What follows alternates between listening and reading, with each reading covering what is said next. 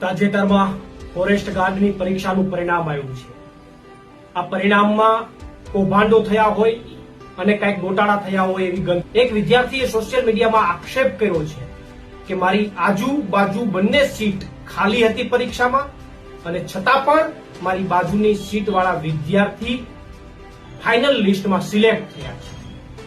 જ્યાં 198 નામના વિદ્યાર્થીએ સોશિયલ મીડિયાની અંદર આક્ષેપ કર્યો છે કે મારી બંને આજુબાજુની સીટો ખાલી હતી, એમને કોઈ પરીક્ષા નહોતી આપી, ખાલી હતી મતલબ કે પરીક્ષા નથી આપી, છતાં પણ ફાઇનલ લિસ્ટ જે આવ્યું એમની અંદર 198-57 નામના વિદ્યાર્થી સિલેક્ટ થયા છે, ફાઇનલ લિસ્ટમાં સામે આવ્યું છે. તો આ ઘટના પણ તપાસનો વિષય છે. એ સેન્ટરના સીસીટીવી ફૂટેજ તપાસવા જોઈએ અને જો નહીં તપાસે તો અમે માંગણી કરીશું, સીસીટીવી ફૂટેજ લેશું અને આ સમગ્ર ઘટનાની તપાસ કરાવીને